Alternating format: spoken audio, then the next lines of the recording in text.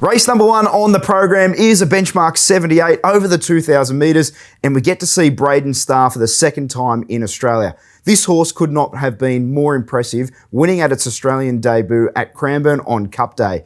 That is a much tighter track than Pakenham, and I think that horse will be suited now coming up in distance to the 2,000 metres. He was so strong at the end of 1,500 last time. He looks a very progressive horse, and I think he'll win again. Matron Bullwinkle has come up quite short in the market, and this is the horse that I'm keen to be against.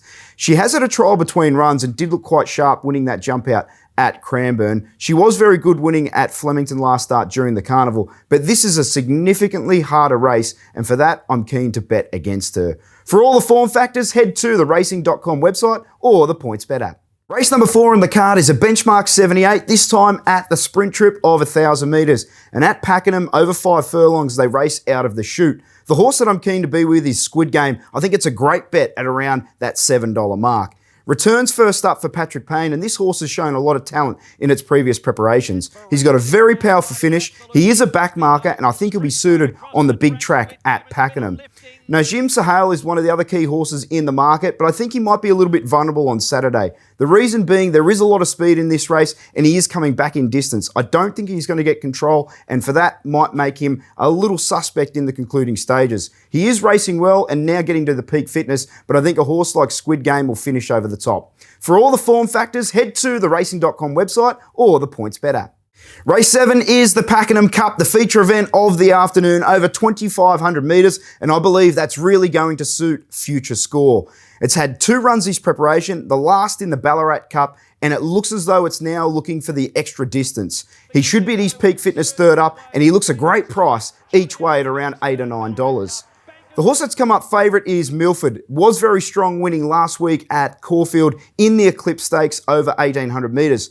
This horse can be a little bit hot and cold. Even though he did win well last time out, I think he might be a little bit vulnerable going to the 2,500 metres. The backup would have to be a positive, and the stable is absolutely flying. I just thought he was a little bit short in the market, considering the big price he was only 7 days ago. For all the form factors, head to the racing.com website or the PointsBet app.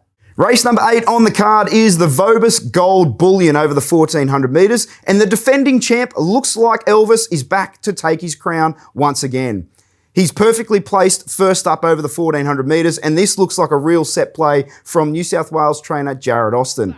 He's got a beautiful big action, he loves the track, and he goes very, very well fresh. Jimmy the Bear is the other horse in the market that I'm keen to be against. It is my Nay horse. He's coming out of a strong race, having raced in the Golden Eagle last time out. He is very progressive. I just thought he was a little bit too short in the market at favourite at this stage. For all the form factors, head to the racing.com website or the PointsBet app. Race 3, it's a benchmark 72 for the 3-year-olds over 1,200 metres. My yay horse, it's race favourite Gaza Blanca. Coming off a dominant last start win at Cranbourne, he beat stablemate Grease, who was odds on.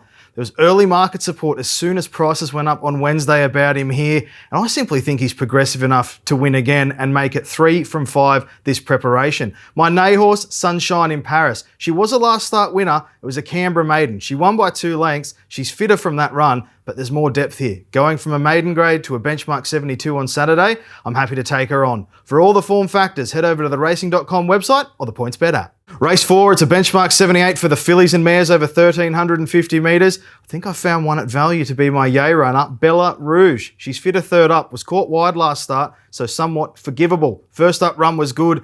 Key here, she's back to her own sex, and I expect she is much more forward in the run. From a pricing point of view, she definitely appeals. My Nay horse, it's race favourite Frumos.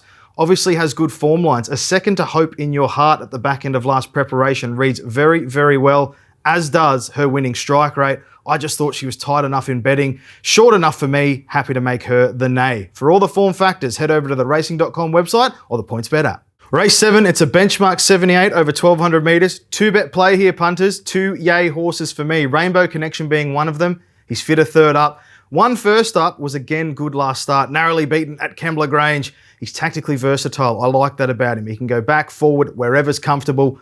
I just think his best is good enough. The other horse that I'm keen to back here is Amathuba. She was wide last start, still only beaten within half a length. She's fitter from that, and she gets Tommy Berry aboard. He's riding at 17% at Rosehill for this season, so certainly has the right man on for the job. For all the form factors, head over to the racing.com website or the PointsBet app. Race 9, it's a benchmark 88 over 1,100 metres. I'm keen on the race favourite I Am Me. Coming off a last start win at Track and Trip, she's had a trial between runs. Look, she is up in grade, has to take on the boys, but I simply think there's plenty to like about her. She's clearly the horse to beat, and that's reflective in the market. My nay horse, Key Largo. Fitter third up to 1,100 metres from 1,000 suits.